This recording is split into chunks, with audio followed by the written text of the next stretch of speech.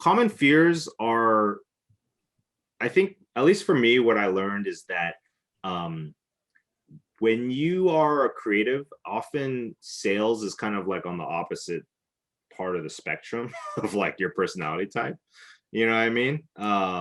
Some people are comfortable with it, and you can definitely get comfortable. I mean, I used to hate it, and now I love it. Like, I can't wait to talk to somebody because I know that using the frameworks and stuff that I teach, that I might get a client, that it might be money. You know what I mean? So I love the sales, and then um, I kind of flipped it where you know I think my turning point as a salesperson in this industry was when I realized it's not really about selling them on anything. It's just about building a personal connection and getting to know them and finding out if you can help them.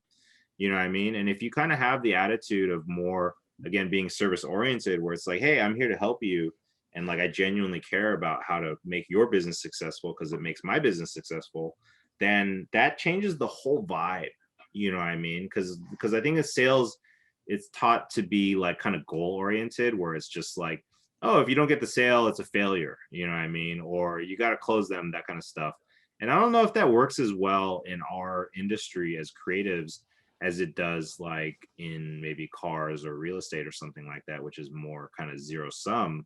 Because also like relationship building is activity over time. And like for me, I've gotten clients out of people that I might have had a sales call or discovery call that didn't go anywhere, but like months later or even years later, they will refer somebody or they will hit me up, like they go to a new job and they're like, oh, I need a video, I know the perfect person to talk to. And so really sales is more about reputation building and relationship building, if that makes sense.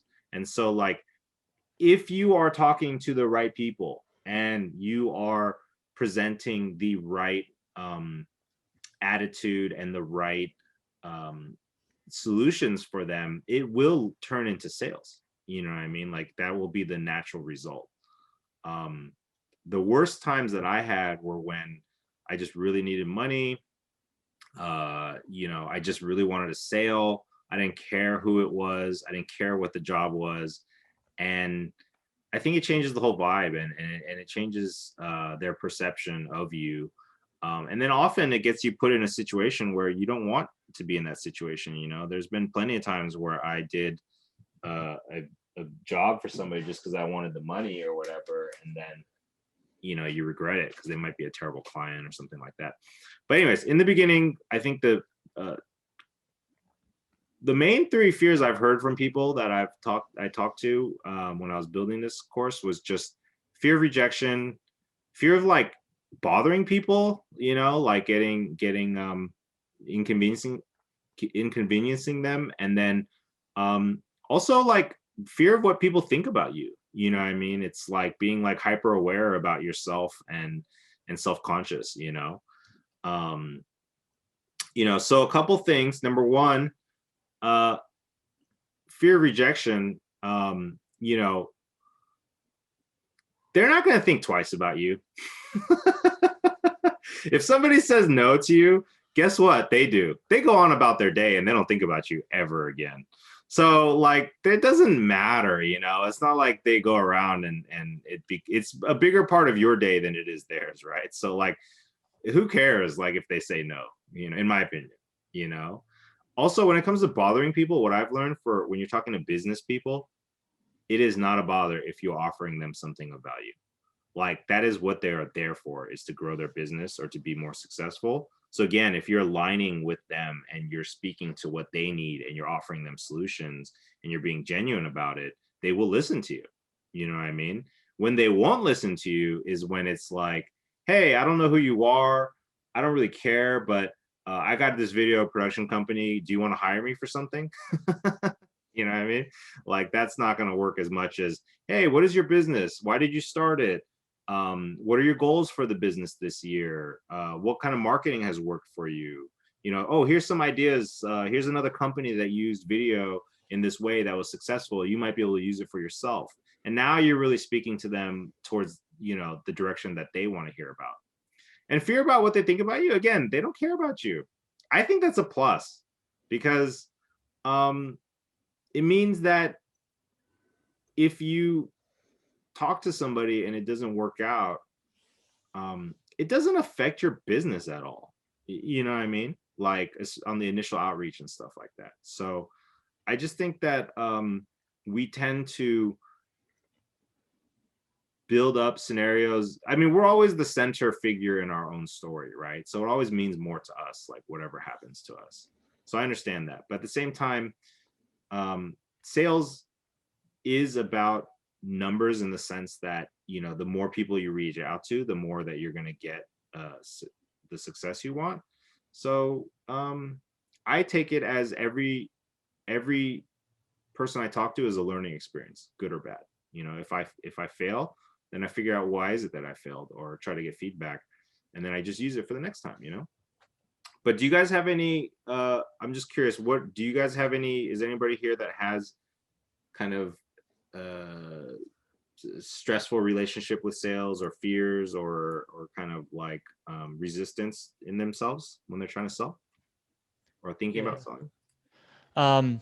For me, when it comes to sales, I think it's more of the fear of what I'm pricing it at. Some companies are very penny pinchers, and then they'll just see like, I think my hardest thing is just trying to find that, or putting it in their brains, the value that they're getting out of the video for the price point that I'm offering.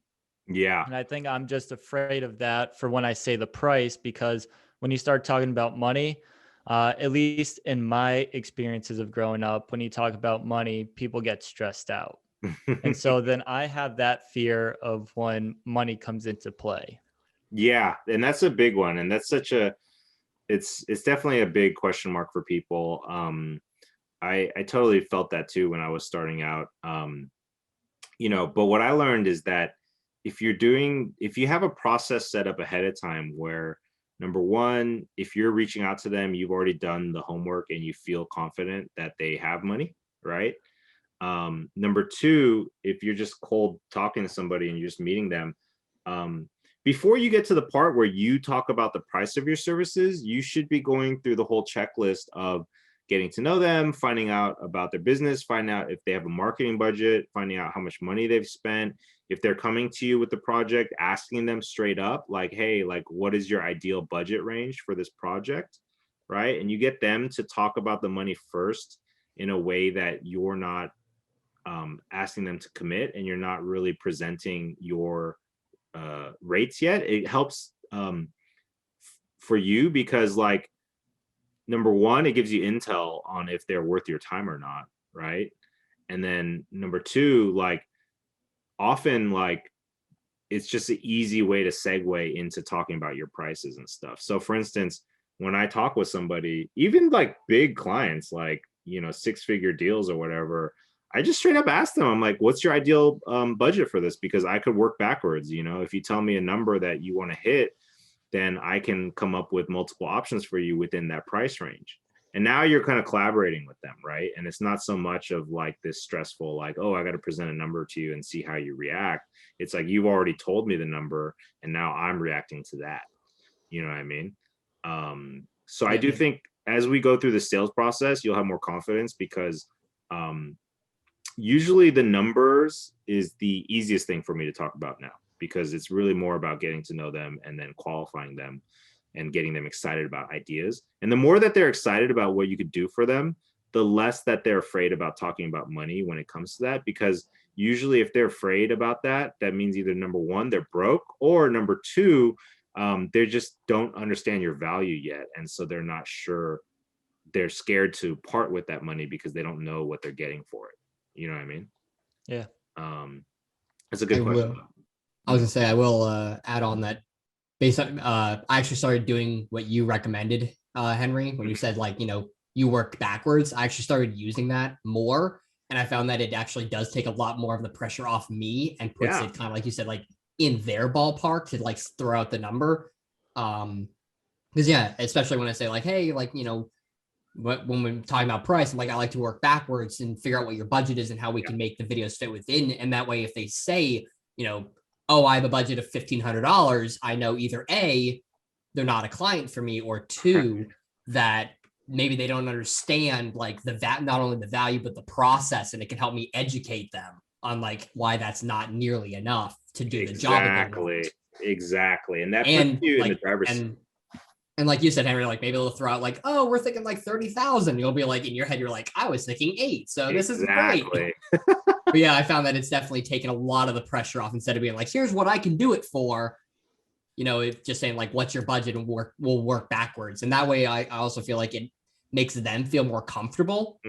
Actually, even because then they're hearing you say like, whatever, you know, we'll try to find a way to make it work, instead of you just saying, here's the price, take it or leave it. Yeah. And that goes back to building a relationship and building trust, right? Because now like, it's not so much of a back and forth, it's a collaboration. And so I'll even say that to clients sometimes in a meeting. I'll be like, hey, well, this whole process is going to be a collaboration, because we're going to talk about it and we're going to work on it together, because that just makes them more comfortable. And again, like doing that process is why, like, by the time it gets to like talk about numbers, like I never am worried, because I've already talked about the numbers in a way where they get to share their thoughts.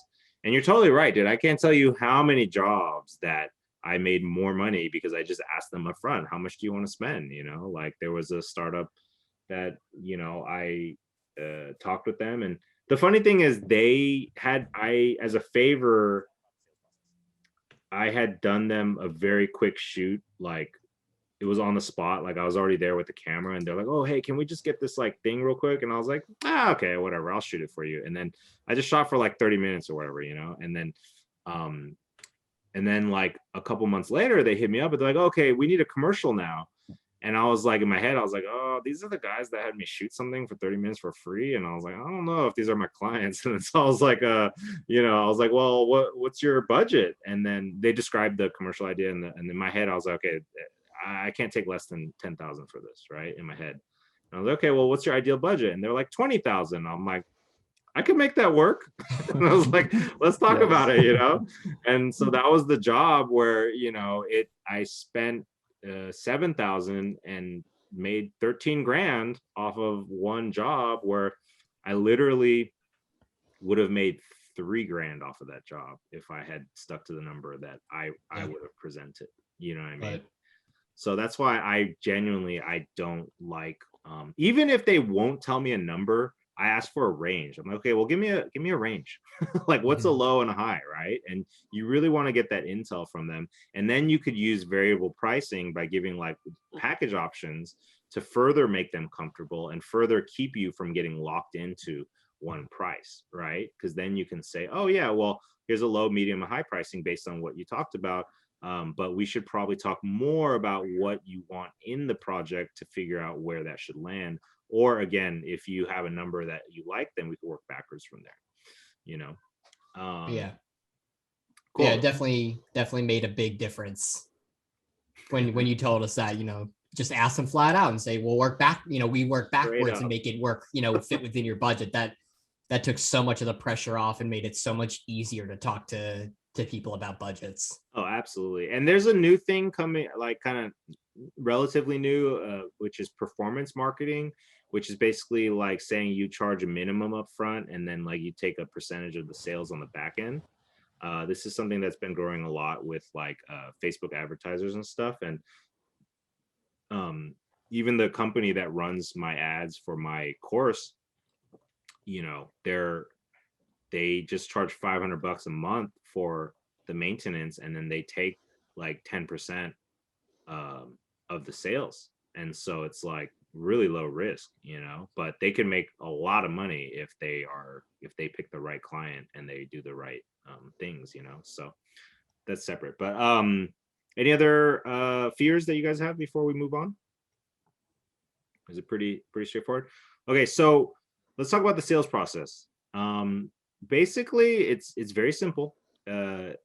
I make it into a 5-step process, which is number 1, prospecting, number 2, qualifying, number 3, proposing them to them, number 4, closing them, and then number 5, which I add, is just surprise and delight, which is that you want to add something at the end of the whole process that they weren't expecting, and that kind of builds like more quality into your relationship. So, okay, so in the sales process, you have prospecting, which are your leads, and it could be like your Dream 100, which we'll go into, like your target people that you really want to work on with, that you're kind of honing in on and trying to get them to work with you. Qualifying is like really where these two first steps are actually the most important steps, in my opinion, to save time, to have a better close rate, to have better clients, to make more money. All of that stuff comes out of these first two steps. And so that's why a lot of people want to skip to worrying about the proposal and the closing part. But for me, by the time I'm making a proposal, I've already done so much work on the qualifying and prospecting that the proposal is just really just like a summary of what I've already talked about in the qualification phase mostly, right? And then the closing phase is like the easiest part, because by the time you're done working with them on the proposal, especially if you've done the steps that I'm going to teach you, like they've already said yes before you get to the closing phase. You know what I mean? Because they picked a number that they're comfortable with. You've talked about them with the problems and solutions that you're going to solve. You've agreed on maybe a creative direction, that type of stuff. And so then it's just a matter of having them sign a contract. So this is like the easiest part now. And then the surprise and delight is really just about adding a personal touch. I kind of got this actually from, I read a book about Disney, Walt Disney, or I guess the Disney company, made a book about customer service.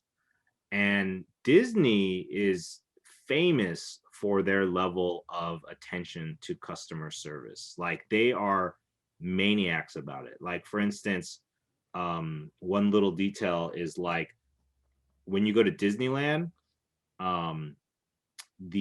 let's say if you want to sit on a fountain, like you just want to rest, they like smooth them out so that it's comfortable to sit on for like old people. You know what I mean? Or like if they have like stones like on a pathway, they have them so that you don't trip on them. When you check into your hotel, they give you like a little gift package or something on your pillow. Like they just constantly analyze the process of every step of the experience that the customer is going to have with them and figure out how to optimize it for them. And then what the heck is this? And then also and do things that people weren't asking for. And that's when the people get surprised and delighted. You know what I mean? So for instance, it could be little things like you could, when you, it could even just be like attention that you give to them. Like for instance, if you're getting to know your client and they talk about something that a hobby that they have or whatever, then you could send them an article about it, something that might be interesting to them. Because then now they're surprised and delighted because like you're paying attention to, you're thinking about them beyond like what the requirements of the job is, right? So like, especially when you're building relationships with people and you're networking and stuff, people are always asking about like, how's your family? If you know that they have kids, like, oh, what are they doing now? Like, how did that, if they're like, oh, I'm dropping my kids off to a recital. And then later you're like, oh, how was that? Recital, I'm just saying like constantly being aware of like the experience that your customer is getting, and then finding those little moments where you can show that you're being thoughtful and that you care about them. You know what I mean? And that it's different for every niche and industry and every client, but it really makes a difference because if you're going up against somebody that's just treating them like a contract and you're treating them like a human being, you're going to keep their business and they're going to refer you. You know what I mean? Because in the end, we invest in people. Now let's dive into it. So prospecting in the beginning is the most important thing you can do. The beauty of it, I want to tell you guys is that the more that you build up your brands, the less prospecting you have to do. So it's definitely like a startup phase kind of work. For me, I honestly have not done prospecting in a while because, well, I do it when I'm starting these new niches, you know, which is why I'm also like showing you guys. But in terms of my commercial business, like last month, I booked like, it was a good month actually. I booked like $200,000 of work over like 4 clients, and literally every single one was a referral. You know what I mean? Like I just, you know, that's why building your brand reputation, building your name, building your customer experience, all of that stuff, and the networking that I'm gonna teach you guys, all of that stuff adds up to referrals. Like even Morgan, who's somebody I'm coaching, you know, she started basically from zero in the startup industry and then has been crazy busy with leads and referrals. um I mean, from referrals from people that she prospect and that she cold outreach to. So like she went from zero to like doing like calls every week, like, and having multiple clients within like 2 or 3 months. And then now she's just starting to get people that are just sending her to other people. So it can happen quick, you know. But in the beginning, you got to put a lot of attention into it because this is your lifeblood. And the reason why I say it's the most important thing ever is because as freelancers, we often go through a feast and famine thing where, like, you know, you get a client, you service them, the job's over, you don't have leads yet, you're kind of waiting for the next job to come in, and then you got to scramble to get that job. And it's just like a roller coaster where you're constantly going up and down, and that sucks, you know. Like I suffered from that for many years before I finally realized, like, oh, I need to do a better job of getting leads in, because um as the jobs get bigger, like it could take anywhere from a month to 6 months to close the job sometimes, depending on how big it is. And so you have to have a consistent flow of leads. What are leads? Potentially viable customers. They could be found online or in person, probably more online these days. This is definitely a pre-pandemic slide. Excuse me. So there's 2 types of leads: outbound leads and there's inbound. Outbound means that you reached out to them. You didn't know them, they didn't know you, or maybe you did, but they weren't asking for you to reach out to them, and then you reached out to them, right? Inbound is like a referral or through your website or SEO or social media, where they saw you and they were like, oh, let me talk to Luke because I want to find out what, you know, more about his business, right? And that's inbound.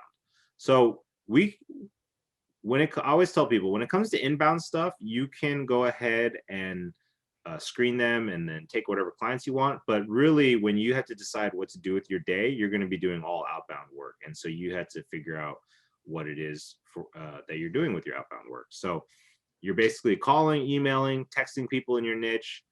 You know, you're constantly being involved in that niche, in that world. You're reaching out via email or phone call to set in-person or phone appointments or video appointments.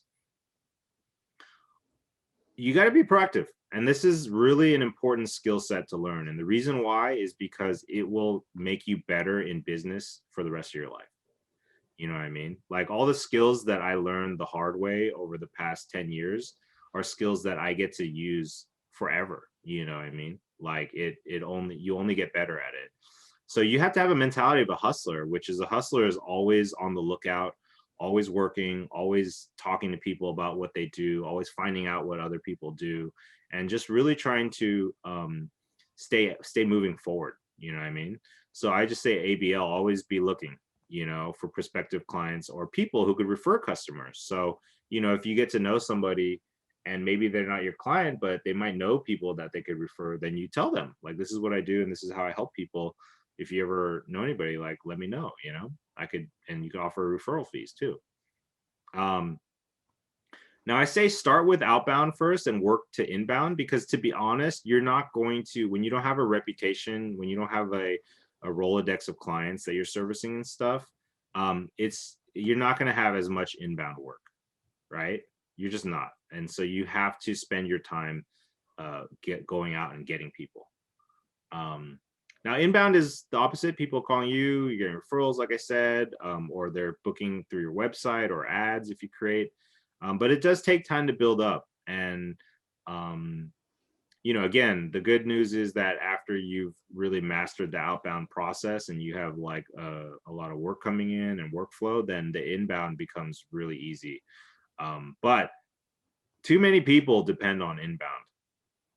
I think beginners who tell me, or intermediate people that tell me that their business is mostly by referral, but they're not doing well in their business, means that they don't have a sales system at all. And they're literally just depending on the goodwill of the people that they know and luck, you know what I mean? And that's not how we do business. All right. So in terms of prospecting activities, there's different ways to prospect, to figure out who you're going to want to actually move to the next phase, which is the qualification, like a meeting. You could build a list of people you want to reach out to, or find lists of like marketing lists, you know what I mean? So that could even be as simple as, let's say your clientele are dentists, then you could literally just go on Yelp and type in dentists in your area, and now you have a list, right? Or Google. Or if it's an industry, then you could say, top startups in my city or whatever, and then that will become a list. So you want to start building a list of who you're going to reach out to. And then direct contact is basically like going through your contact list, Facebook, phone book, and stuff like that, and saying, hey, this is what I'm doing. These are the type of clients I'm looking for. Do you know anybody? You know what I mean? Or would you be interested if they're potentially that client? Networking is basically like putting yourself in situations where there are people that could potentially be your clients, and then just getting to know them. You know what I mean? So let's say if your clients are startups and then you go to a startup conference, now you just put yourself in a situation where there's all these potential clients that you could prospect through, and that's what they call networking, right? You could do that virtually too.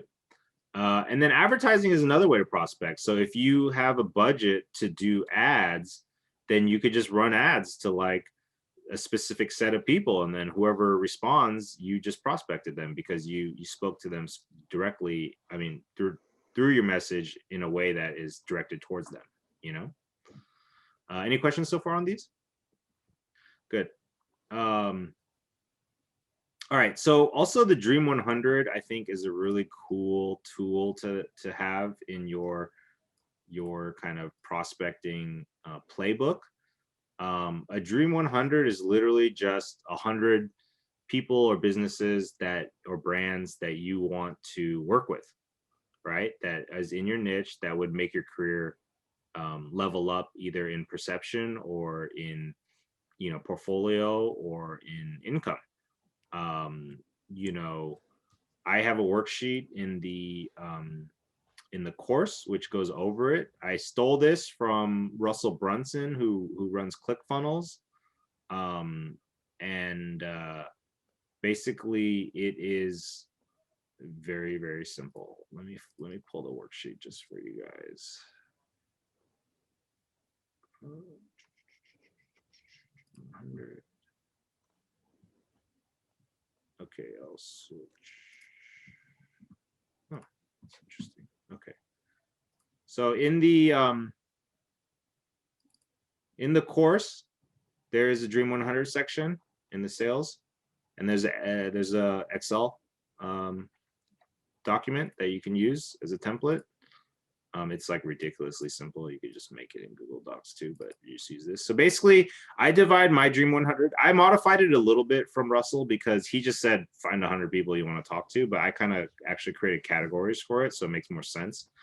Basically, what I do is I start off with 20 for each category: companies, bloggers or people in news, you know, basically media, influencers, and then groups or organizations, right? So like, let's say my category is sports, right? Then I would list the top 20 companies that I would love to work with, right? Like I would even be willing to free work with them. Like that's your dream 100, right? Like these are people like you really want to get in contact with. So I would put the companies I actually want to work with directly, whether it's like Nike or Under Armour or like some vitamin company, blah, blah, blah, right? And then you put their info here is to build intel, is like, what is their website? What are their social links, contact, and then any notes on them. Bloggers / media is anybody that is part of a website or a news platform or any type of media outlet, right? So that way, like for instance, again, if it was staying in the sports niche, then I would look up, okay, what are the top 20 blogs and news sites for runners, let's say, right? Because now what happens is if you get to work with any of these categories or any of your top dream 100 in these categories, then what happens is that it automatically elevates your brand and your portfolio and your own experience, right? So like the point of a dream 100 is to get in contact with somebody in your dream 100 that will elevate you instantly by just associating with them. You know what I mean? And then influencers are just anybody in the space that you know is going to have influence. And I think of influencers a little bit differently than the way that the standard public thinks about an influencer, which is that, you know, when people say influencer, they think Instagram or TikTok, and they just think like somebody with a big social following or whatever. And that is an influencer. But actually, I think, you know, if you really want to go to the root of it, an influencer is just somebody who has the ability to influence the decision making of others. So that means that if you really dive deep, you could find influencers in so many spheres. Because like, let's say you live in a small town, right? The mayor is going to be an influencer, right? The top business that everybody loves going to every day, that everybody knows that person is an influencer. Somebody who's like a super networker that just seems to know everybody and is friends with everybody, that's an influencer, right? In your industry.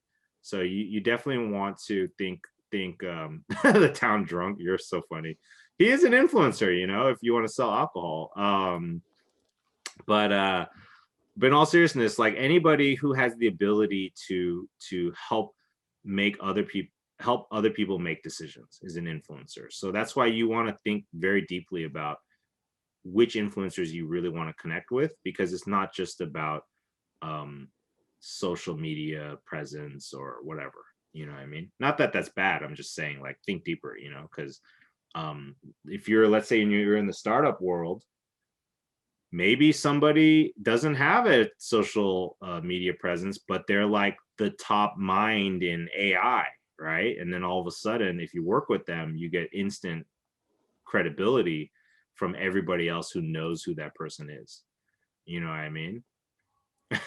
Yeah, you can send the town drunk to the competitors and then and make your business look better. Now, groups and orgs are basically any group or organization that supports your industry, right? So nonprofits, associations, community groups. In any industry that's developed, there will be organizations that their sole purpose is to uplift that industry and to support the players in that industry, which means that they are also an influencer in your potential niche, right? So really, like, if you break down these 4 categories, number 1 are companies you want to work with, which is pretty obvious. But these other 3, what these are is they add to your authority and your clout. You know what I mean? They add to your ability to sell yourself more and to make more money, to charge more. So the reason why I have people do a Dream 100, there's a couple reasons. Number one, just doing the exercise is the research that helps you build a prospecting list that helps you clarify who it is that you actually want to work with, right? Number two, it helps you understand the lay of the land better so that you can actually understand your industry better. So you really know what's going on and who the players are and what and how to see the industry like as like a 10,000-foot view, right? And then number three, it actually just gives you some confidence and some energy because now you're putting your energy into the right direction of manifesting something that you want. You know what I mean? People talk about the law of attraction, and I think, you know, what I learned from studying it and just in my own experience in life is that obviously it's not something like, oh, I just think it and it will come. But what it is that your brain will start to reconfigure based on what directives you give it, right? So if you tell yourself, okay, I'm committed to being a millionaire. I want to be a millionaire, right? You can't just say I want to be a millionaire and $1 million is going to pop up. But what's going to happen is if you keep doing that, then your habits start changing, the information you start consuming changes, the people you talk to, the way you talk to them, the people you listen to, all that starts changing until it eventually starts manifesting what you actually want. So really, like, a Dream 100 for me is a way to stay focused on what I want, and then also gives me a direction, like a North Star. And also when you actually get to work, if you start checking off the list on that Dream 100, like, you just feel like $1 million. Like, it's amazing. You know what I mean? Like, for instance, when I started my Warriors documentary on the Golden State Warriors, I just wanted to be around. I wanted to get free tickets, right, to the game. I wanted to like be around the players and experience it. And I started in 2009 with that. And then fast forward, like by 2015, I've literally from 2015 to 2017, I went to the NBA Finals 3 times. I was on the floor filming, like in the locker rooms. I was on a private jet with Steph Curry at an event. I filmed like Kevin Durant. Um, I met James. I mean, I filmed that NBA All-Star break. I mean, it's crazy what happened from that one goal that I had. And um, you really can achieve the things you want. It just takes focus. You know what I'm saying? And so that's why this Dream 100 is about helping you focus. Does that make sense for you guys?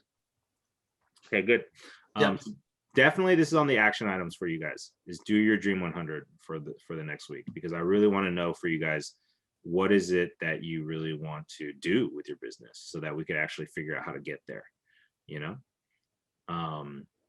Okay, and then okay, so basically here's the ways that you reach out to people when you are doing your prospecting. You can message them, like for instance on LinkedIn. You could do cold calls, like if it's a local business, you could just literally just call them.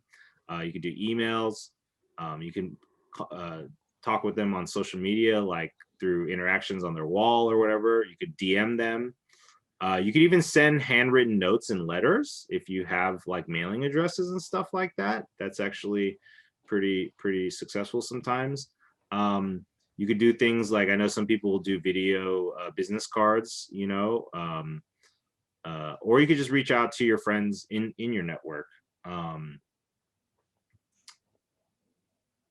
There's more ways probably to contact people than that, but really you're just essentially, if you break it down, you're either calling, you're emailing, or you're like DMing somebody, right? Like those are the main ways that we're gonna contact people directly these days. Now, this is also a little pre-pandemic, but you know, there's live human leads where basically there's ways to get into rooms with people, you know, that are your potential clients. This will come back, so you know, patience on that. You know, I do believe that actually, because of the pandemic, when live events and things really come back, people are going to go crazy. Like it's gonna be insanity. Like you're gonna it's gonna be awesome, you know what I mean? And just like the Roaring 20s actually came out from a pandemic, right? And so you know, people are already roaring to just get out there and have like human interactions. And so you know what's gonna happen is when you go to these events and it's for like, you know, if you're, again, let's say your thing is like startups, right? And you go to like a startup conference or a meetup, people are gonna be so supercharged to like get to know you and like want to build a connection, and they're gonna be so much more receptive to building a relationship and like open to like business ideas, just because we're like starving for that human interaction. You know what I mean? So don't worry, this will become a thing again. When you are thinking about live events, because I know there are places that are open right now, so you could even think about this. You know, it's pretty self-evident, but basically meetup.com, Eventbrite, Facebook, LinkedIn. If there's like networking groups, you know, like they have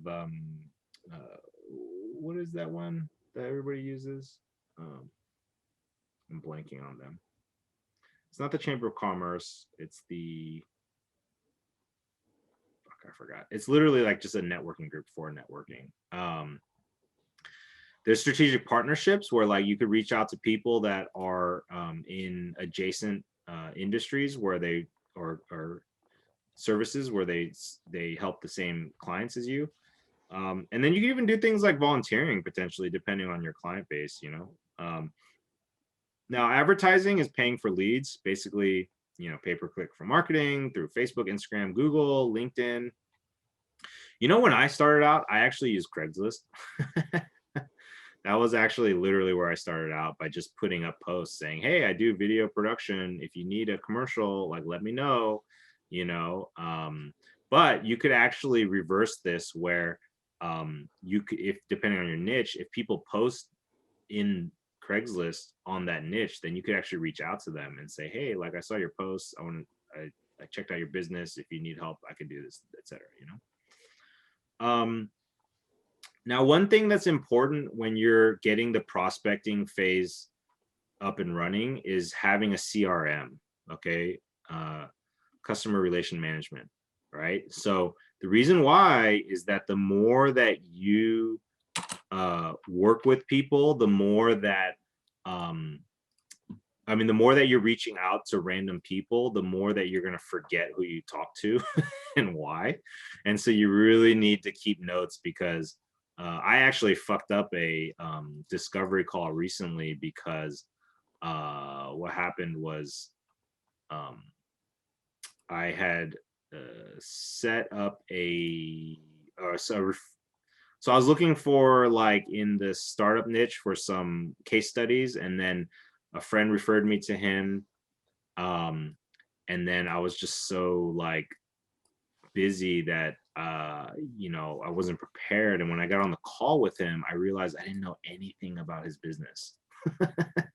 And then like I forgot to take the note. And so I you know, when I got on the call, and then like he had an app for like whatchamacallit,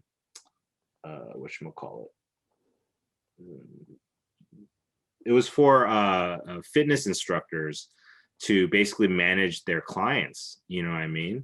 And then what happened was I asked him, I said, I talked to him assuming that the app was for consumers. And then he was like, this is for, you know, trainers, not for the consumers. And I was like, oh, fuck. And then he realized in that moment that I had no idea what I was talking about, you know? And so that call became very short. And then he just kind of like at the end was just like, just kind of cut it off, and he didn't care, because I showed him I didn't know anything about him and I didn't care, you know what I mean? Even though I had messaged him on Facebook about his business before the call, like a week before or something like that, you know? And so that's where this management comes into play. You know, I'm trying to pull up my CRM just so that you guys can take a look at it.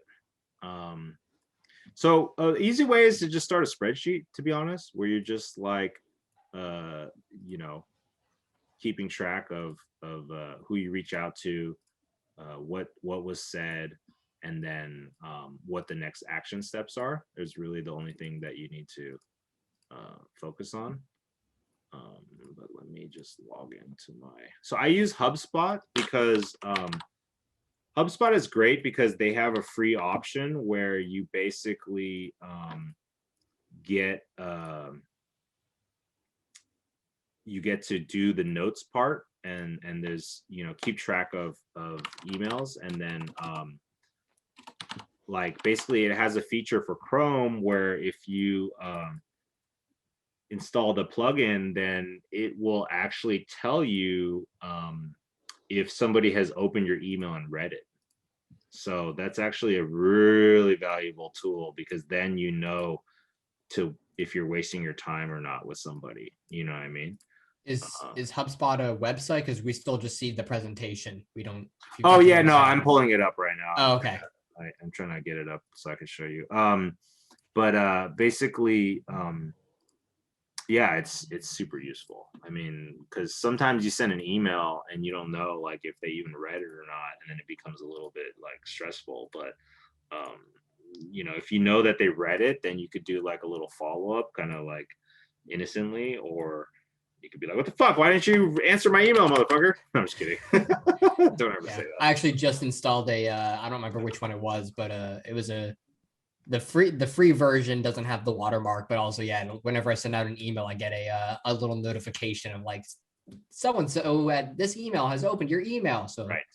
It's definitely like, hey, I know who's actually looking at my stuff, and I can, like you said, send a follow-up, you know, if I don't hear back within a few days. Mm-hmm. And the other good thing about it is it allows you to start tweaking your approach, because especially for the beginning phase of building your business, is as you're learning these steps of prospecting and sales and stuff, like you really need people to I mean, you really need to have the mentality where you're going to keep tweaking and keep adjusting until you fine tune it, because, you know, too many times we just kind of like put something up, whether it's we create a cold message template or we, you know, update our website or whatever, and then we just want it to like work immediately. But it doesn't really work like that all the time. Like you actually have to fine tune it and figure out what it is that you're, you know, like what's going right, what's going wrong, that kind of thing. Okay, HubSpot allow.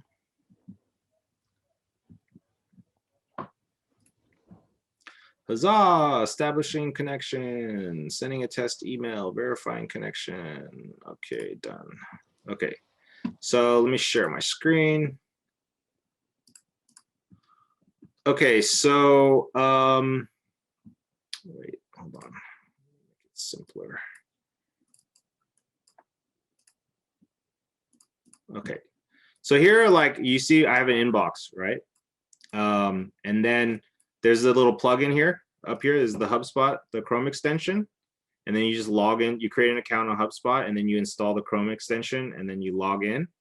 And then the cool part is like literally like when you send an email or you pop it up or whatever, like you see how like the email recipient pops up, and then you can just add it to HubSpot. And then if you open it in the CRM, then now you could literally make notes on stuff, right? So I could say, you know, Keith owes me a contract. And then you could save that note. You know what I mean? You can also create a note that has a follow-up. So then you could tell yourself, okay, Keith owes me a contract, you know, follow up on that, and then you could just create a task, and then you could figure out when to follow up on it, right? You could also change, like do things like lead status if you want, you know what I mean, like connected, or you know, things like that. It even has like options where you can make a phone call from HubSpot, which is pretty cool, or you could just make a log of like what happened in a call. So what's happening here is you're just keeping track of what's going on to the people you talk to, and that's it. So when you send somebody a cold email, then you could just add them to your HubSpot, and then you could just say like, attempted to contact, you know what I mean? Or to be honest, I like to keep things very simple because I'm very busy all the time. And so I tend to try to break things down to like the most simple actions to take. And so honestly, I just use the notes section here. Like I don't mess with like this whole lead status and all that stuff. Like you could, but I tend to get anxious when I have to spend a lot of time maintaining like little things like that. That's just me. Like I just like to go to one place when I need to follow up and see what's going on. So I really just use but the cool thing is that if you send an email through HubSpot, it's actually gonna show up in here, right? But that's where you would want to pay for the branding to get rid of the watermarks and stuff like that, so people don't know that you're sending it through HubSpot. But if you actually send an email through HubSpot, then the whole conversation is gonna be in your CRM. You know what I mean? So yeah, so it's really simple. Like, and then you could search for contacts. You can even create tasks, I guess, if you want, but you don't really have to. But this is literally the easiest. I've tried so many CRMs and stuff like that, and it's definitely the HubSpot is the cheapest. They give you a lot of features for free. You can upgrade it, and it's still cheap compared to other ones. But for me, it has the main feature I want, which is it lets you know if they open your email. It lets you keep notes. It lets you automatically add their email contact into your contact and create a user profile. Does that make sense? So once you start prospecting and you're sending out 20 emails a day, guess what? You better be sticking them in a freaking CRM or a spreadsheet or something like that, because you definitely don't want somebody to respond to your email and then you're like, you have to like dig it up, you got to do all this, and then you're wondering if you're talking to the right person, all that stuff. Okay, so there's other ones too, ActiveCampaign, Infusionsoft, but again, I've tested a bunch of them and I personally like HubSpot. Okay, so again, in the prospecting phase, you guys are going to make your Dream 100. That's your main action item, okay, for that. Next, once you have got in contact with somebody and they've actually responded, right? And then you've scheduled a call with them, we need to get into the qualification phase. Now, step one, the prospecting is important because if you prospect right, you put yourself in front of better clients, right? And that's why it's super important. Now, the next step is also as important because in the qualification phase, you're going to really get to know them and you're going to figure out for sure if they're the right client for you, and also what the scope of work is and what you could potentially get out of the relationship, right? So the secret is that you have to find the right client for you, not the other way around. Okay?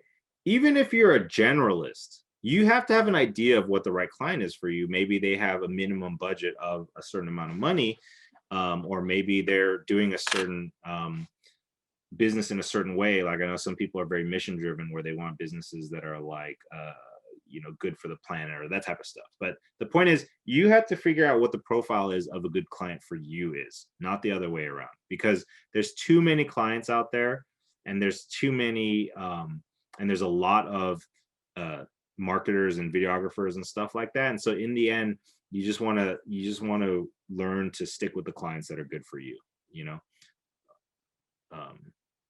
so the qualification is also just the relationship building phase. So remember that I said that, sometimes I've met with people and then they might give me business like years later or months later or whatever.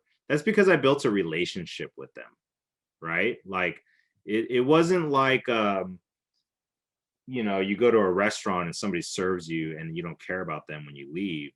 It's like you actually got to know who they are and you found out about their business and you learned about what makes them tick, and then they know about you, and then and now you have a relationship, you know?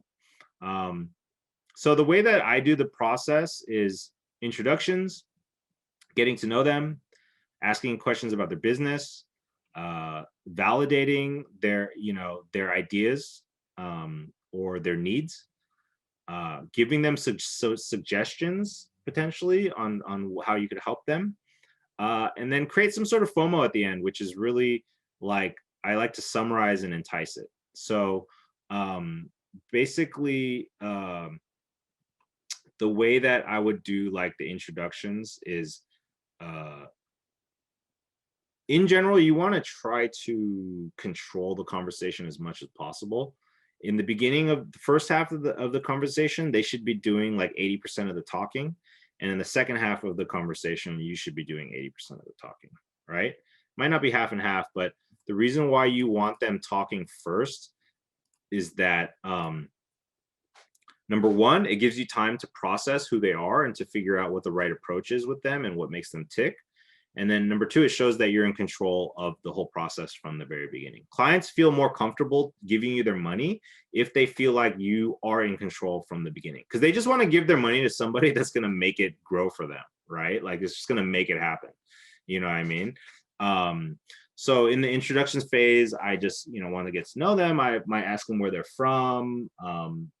I like knowing where people's from because I'm always fascinated with just different cultures and different areas. And but also it could provide you valuable info. Like even just, you know, earlier when I was talking to Ryan, like, you know, just from having traveled a lot, I've learned that different areas just have different attitudes and different vibes, you know, and it's like they say in comedy, you always want to know your audience, you know, like growing up, I always thought I was an asshole, you know, being in the Bay Area.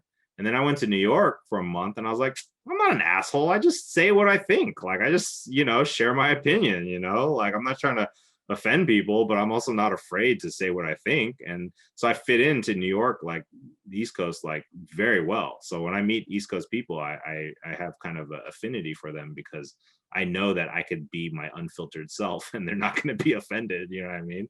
But like when I'm in the Bay Area, it's like more politically correct. They want you to like have the same exact liberal opinion that they do in the same way and use the same language. And it gets a little maddening, to be honest. And it's, you know, or in LA, it's, to be honest, you know, it's a little bit fake more, you know, it's a lot of people upselling themselves. Everybody's working on the most amazing thing. Everything's in development. I'm sure you know this, Eric. Hey, I am working on the best thing ever. Okay, it is in development. It's getting there. But it's going to be amazing. You know, but it's and a lot of times it can be too. But the point is, everybody knows everybody. Everybody's friends with everybody. You know, everybody. Yeah, every waiter's an actor too. That's also true. But also like on the business side, I noticed in LA, like they have a culture of constantly over representing their connections or what stage that they're at. And so every time I talk to somebody from LA, I have to gauge like, oh, well, okay, if they said that this deal is happening, maybe they just started talking about it. You know what I mean? Like, I don't know. So I didn't tell you about the 3-picture deal that I have in development. exactly. Or, you know, and then internationally, like for instance, when I go to Korea, like Koreans have a very different culture, you know what I mean? And they're very polite, but you know, all that comes in introductions. That's why I ask where people are from, just because it's good to get a feeling for their vibe potentially, you know what I mean? Just in general, you know. Also, they might reveal something that's important about what makes them tick, you know? So that's where the background and getting to know them is like, so usually I'll get into like, I'll ask, oh, like how did you get into this? Why did you start this business? Or how did you get into this industry?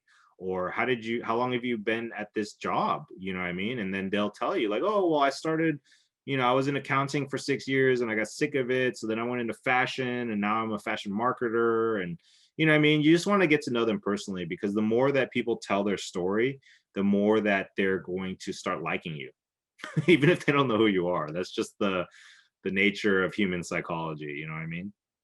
And then once you've gotten that out the way, then you get into the business questions. And in the beginning part doesn't have to be that long, you know, you could spend 5-10 minutes, you know. Sometimes I've literally spent just like 2 minutes and then we get right into it, you know.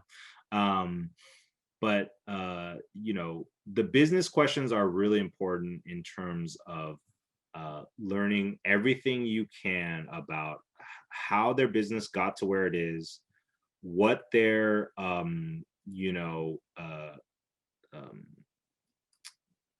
goals are, what their problems are, what are their dreams, fears, hopes, challenges, all that stuff.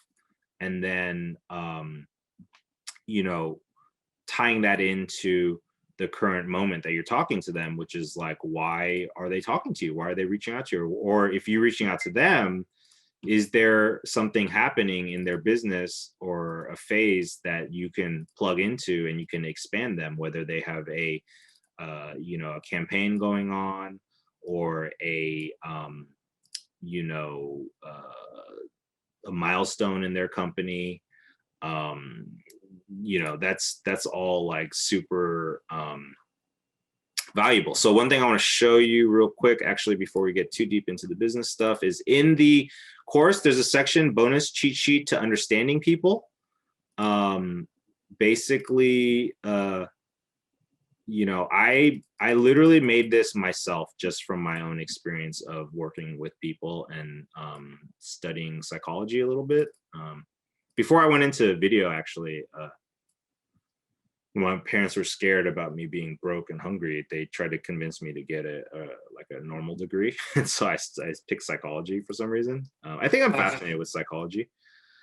And so it's actually served me really well.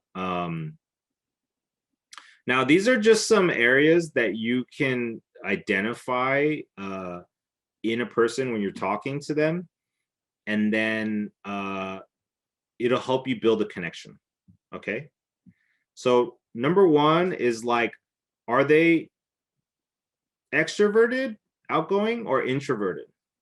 Right? So people that are extroverted tend to be more comfortable talking about what they want, right? Like they'll get right to it, versus introverted people are more interested in why they do it, right? And these are not set in stone, but these are pretty good indicators, right? And again, if you follow each of these categories, then you'll build a really good quick profile on them, you know.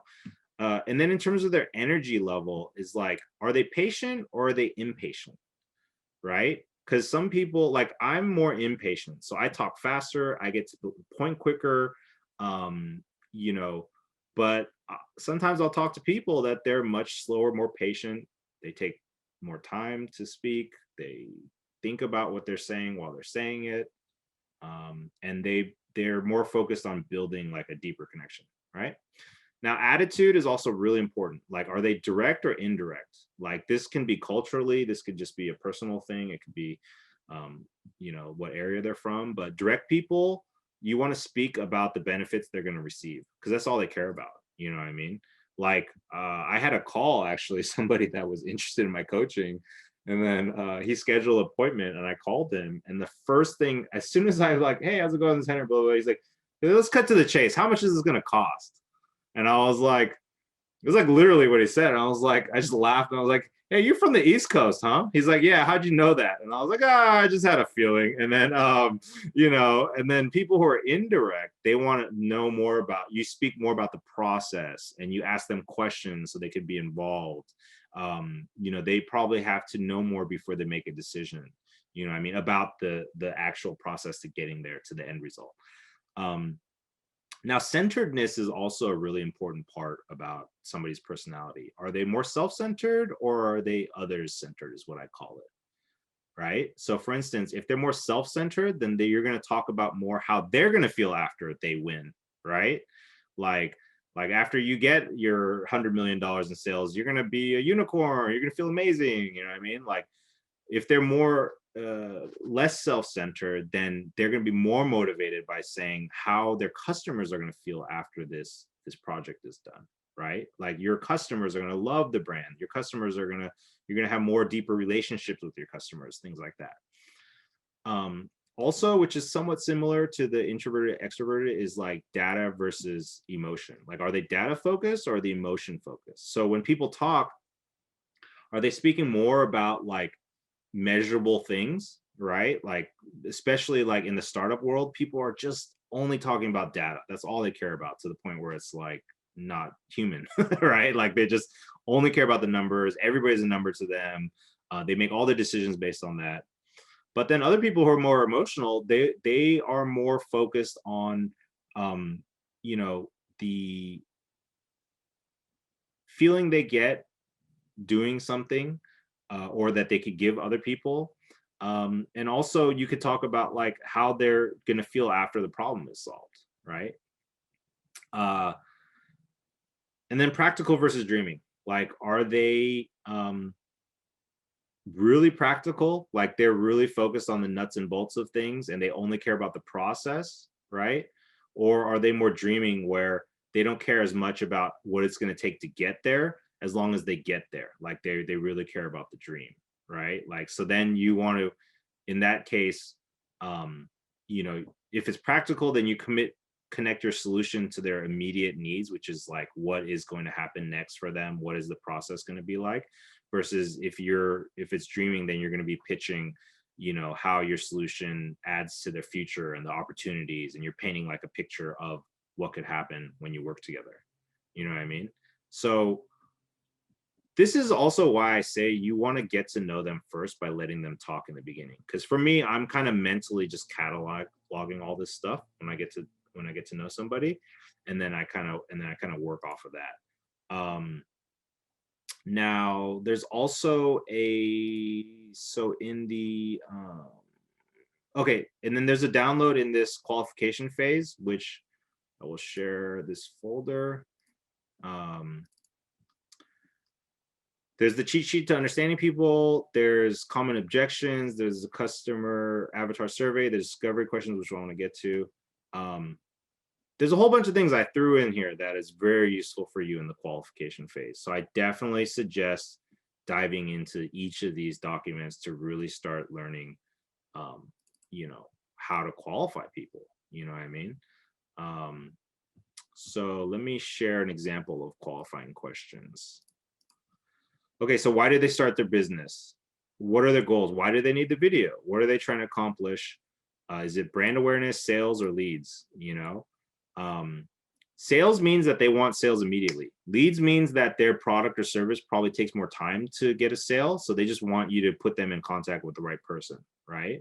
And then brand awareness means they just want to look cool. They want to feel cool. They want to feel like people know who they are, right? And these are basic questions too, right? How long will the video be, right? Like a minute, 2 minutes, whatever. When do they need it by? You know, do they have examples of what they like, right? Do they understand the budget for what they're looking for, or do they have a budget? Now, these two are actually really important questions, because sometimes what will happen is they'll send you $1 million video and then they'll tell you that their budget's like $10,000. And then you know that they don't understand the process, right? And then you're gonna have to figure out how to educate them more. So you're trying to get a feel, like when I'm qualifying somebody to figure out if they're a good client or not, I'm really trying to get a feel for, like, is this person grounded in reality? Are they fucking cuckoo? Or are they just not experienced yet? You know what I mean? Like, that's what you want to figure out, you know? Like even right now, I just got off a call in the morning before this session, where there's a company that, a major red flag, because they so it was a call with an agency I work with, and the agency did a bunch of videos for them, like internally. So usually the agency hires me for the higher end productions, right? And then they do their own like internal productions for like the low end videos. And then they came to me and they're like, hey, could you do like these Facebook ads for like $25,000? And they had a budget already. And I was like, well, okay, well, yeah, let's see. And then I got on a call with them and I found out that they had spent way more money on the previous campaign, and they had a little money left over in their budget. And then they told them that the videos worked great and they loved the results, but now they want to spend like 1/10 of what they spent on the next production. So I was like, most clients, when they make money, they spend more money on the next one. I was like, you guys are going the wrong direction. I was like, I don't know if I want this job now. You know what I mean? Like that's a major red flag. You know what I mean? So that's why the samples that they had sent for the videos, I was like, there's no way I'm going to do this for 25,000. Like I'm going to figure something else out. You know what I mean? I'll work backwards, but these are important questions.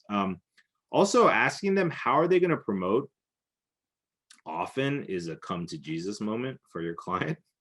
Because if they say, I don't know, right, then that means they have no real marketing plan, that they don't have somebody guiding them on how to distribute the content. And that indicates that this might become a one-time client if you're not doing the distribution for them. Because one thing I learned when I was starting out was I would constantly get clients and they would just be one-time clients. And I'm like, why are these people not coming back even though they're happy with the video? And then finally I started talking to them and I realized that it's because they would spend money on a video because they thought they needed it. They wouldn't know what to do with it. They thought if they just slap it up on YouTube, it's instantly going to get like 1 million views, right? And then when it didn't happen like that, they'd be disappointed. And guess what? Whose fault it is? My fault, right? And so that's why I started asking them, like, well, how are you going to promote this? And then what that does is that opens up a whole new world where, number one, it makes them trust you more because now you're thinking 2 steps ahead for them, right? And then if they have somebody that's going to run ads and they've thought about the distribution, then that just means that you know what you're talking about and that they're happy with that. If they don't have a plan, then now you can either upsell them by partnership, with somebody that can run that stuff, or you could run it yourself, right? If you want to be more like an agency. And more importantly, it takes the pressure off of you where, I'll straight up tell people, like, if they don't have a distribution plan, I will be like, look, I could do this video and I can make it great for you, but the results are going to depend on the quality of your distribution. And so I could give you some tips and advice to help you kind of get in the right direction, and I could refer you to somebody, or if you have the money, I can do it for you, right? Like there's so many options. But what happens is now you're not putting yourself in a situation where if you make the video and it doesn't do well, that they're just going to blame you because they didn't understand what it took. Because then you could be like, look, we talked about this, like you don't have a distribution plan, so well, whatever. And then any other questions or comments about the project, you want to ask them, any special considerations. And then, these other things are a little bit more depending on the situation, but definitely always wrap up with your expressing your enthusiasm if you want the job, in terms of like what their goals are, what their business is doing. I like to recap their goals and dreams and then tie it with your goals as a videographer. So for instance, if I talk to a local business and they're like, oh, like I want to create the best, like, boutique fashion store in my area. And then you reiterate that and you say, I would love to be a part of that. I would love to help you build that to get that goal or whatever it is. And use my storytelling to get you there, Now, sometimes they ask you for a price, right? And they'll say, oh, well, how much will this cost? Never just give them a number. You could give them, if they really want to know, you could give them a range. A good way is you could even start with a high price to anchor the pricing point to them. Like, so for instance, if it's somebody that wants me to do a commercial and then they're kind of inexperienced or whatever, and then I might say to them, oh, like for what you're talking about, somebody could easily charge like $50,000 for it. But based on where you're at, you probably want to charge anywhere between, 20,000 to 50,000 or something like that. And we'd have to talk more to figure out, what fits for you. But that's where we go into, like Eric was talking about, is where you want to say, do you have a price in mind? Do you have a budget in mind? You know what I mean? Usually at this point, actually, I would probably say that you want to ask directly first before. If they hit you with the question before you can get there, then yeah, you want to give them a range. But if you can, if the flow is working where you're in control, then you just ask them for their budget first. So that's just a sample. I mean, look, you could run a qualification in many ways, but these are some key things you definitely want to hit. And you want to do it over and over so that it's very natural where, like, you know, even if you've just got thrown into a call or whatever, then it's going to help you. I mean, you know what these questions are, then you could just dive into it even if you don't know anything about them. You know what I mean? Because sometimes I do get thrown into situations where I literally don't know anything about them, and then you know, it just have to know your questions. One other thing I want to share with you, which is in this folder, is just your customer avatar, which, to be honest, I think should be an action item for this week for you as well, because you really need to get an idea of what your ideal customer is. You know what I mean? This is a very standard marketing activity. And actually, every time I have a new client, I have to do this for their company, right? Or ask them to fill it out. I have to know exactly who is their target client. You know, what do they do? All this stuff is actually really important because as the generations move forward, we are very tribal in a lot of ways, where our identities are tied to what we do and what we care about. You know what I mean? And that dictates actually where we hang out, what social media platforms we use, you know, how we interact with people. That's all affected by these things. So the interests are really important. You know what I mean? Their behaviors are really important. And then just general questions about them related to the product or service. You know what I mean? So I would definitely say, you know, do the Dream 100, you might want to do the avatar first and then do the Dream 100. Maybe that might be the right order for that.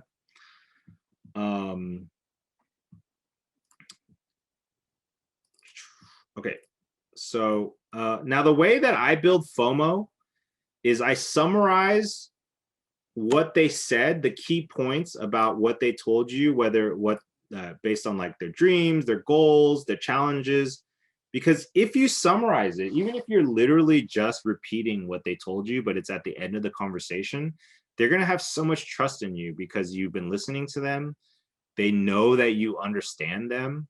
And then when you offer them a solution, then they're much more interested because they feel like it's actually tied to what they care about, right? You never want to just be like, oh, I do videos, I do awesome commercials. That's all you need is a commercial, right? It's got to be like, oh, I understand that you're in the launch phase of your business and you want to create a positive brand perception, and you want to get people excited about this new business. And we're going to do that with a really awesome commercial that touches on those things, right? Like that's a different pitch. And then the FOMO is really the enticing part that creates the FOMO is saying, you know, usually I like to have, like, for instance, examples of other companies that have already blazed the path that they want to go on. You know what I mean? And they look towards them as like an example. Or if you just have some really good ideas off the top of your head that they're excited about. Okay, now here are some tips to build trust, alignment, and attraction. Okay, so introduce yourself with your brand story. So what you don't want to do is be like, talk about a bunch of things that in your life that has nothing to do with your business, right? Because they're here for business. And so as much as you're going to get to know each other personally, you're actually going to actually going to know more about them and their personal life outside of business than they're going to know about you and outside of that. Because honestly, they're seeing you as a function for their success. And they don't want to know everything unless they're really cool, you know what I mean? But a lot of times they don't want to know. They just want to know how you're going to help them. You know, I've never asked my mechanic what he does on the weekend. You know what I mean? Like, I probably should, but you know, I don't. It doesn't affect our business. What I want to hear is, what is your experience as a mechanic? You know, how long have you been working on it? What kind of cars do you work on? You know, that kind of stuff, right? So you're going to do the same thing. So for instance, if I was Luke, right, I would say, you know, and I'm just spitballing based on our conversations in the past, right? So you could correct me, but I would say something like, hey, you know, I've always had a passion for video and storytelling. You know, I've been supporting myself through a 9-to-5 job, but I'm really excited because I'm at that new stage where I'm ready to move on and actually do what I care about and build that into a full-time business. And you know, insert whatever niche, and or if you're going general you're going general first, right? Mhm. Yep. Yeah. So then I would, instead of inserting a niche, then I would just say, you know, I'm really interested in connecting with businesses or brands that that understand the value of storytelling and would give me a chance to help them like level up their business with that. You know what I mean? So now you're telling a little bit about your personal journey, but you're really tying it into their business at the end. Now asking the right questions goes towards the qualifying questions that I had just went over. Now, being an expert is a really important part of building trust, alignment, and attraction. If you talk to somebody in a niche, especially, and you don't know about that niche, you are not going to close as many deals. Because if they're talking to somebody else that is focused on that niche and they know what they're talking about, then you're in trouble because they're going to compare you. So being an expert means that you know how the industry works, you know who the players are in the industry, you understand what the conversation is, what the problems are, what the philosophy is.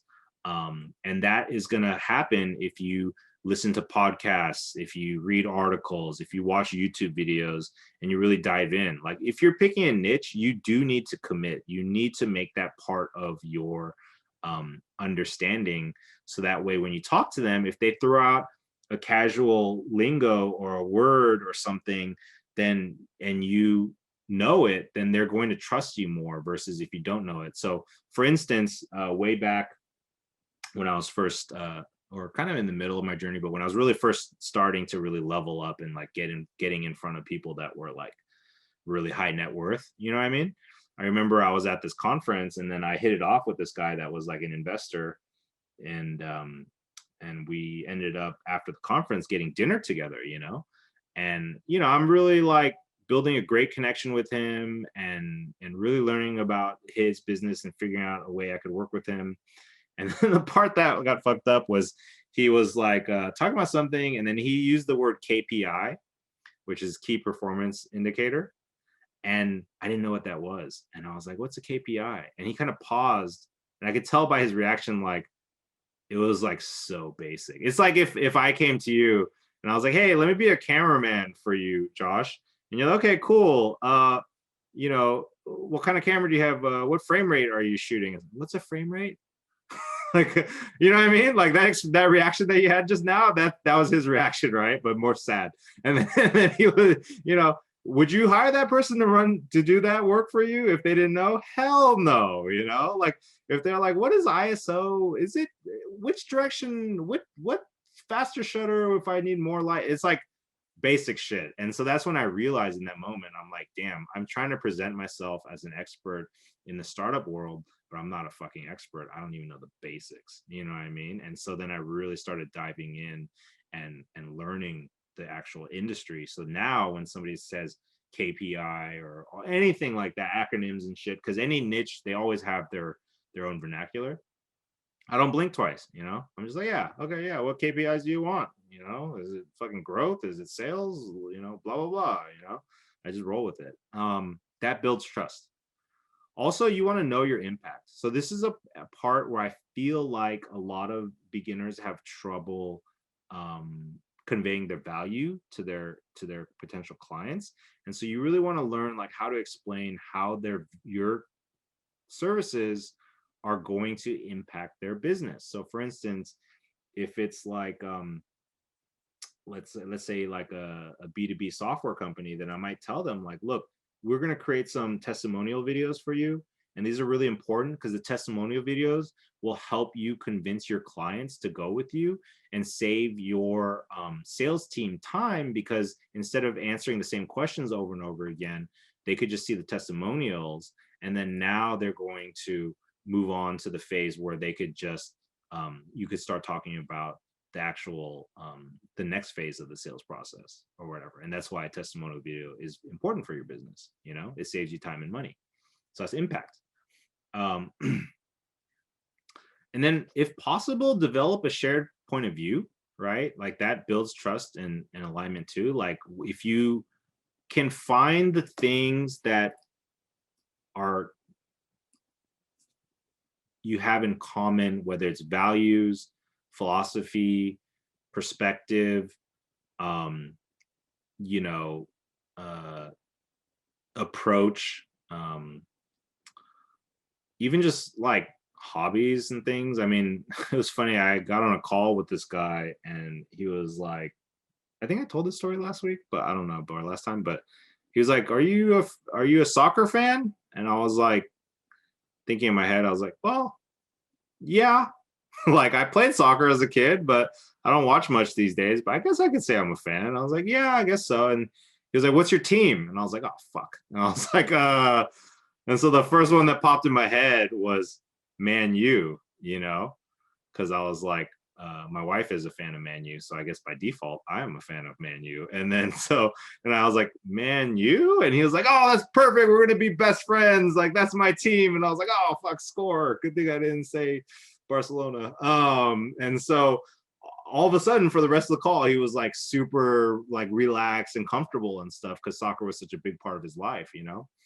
Thankfully, he didn't ask more questions, but but the point is, and I definitely wouldn't recommend pretending to, you know, like know something that you don't know, because that's also worse. But he just put me on the spot, and I was like, yeah, I guess I like soccer, and then you know, I wasn't saying I was an expert, but anyways, but really, more shared POV is probably more along the lines of like, getting to know, like, do they care more about sales? Do they care more about their customer experience? Do they care more about their legacy? You know,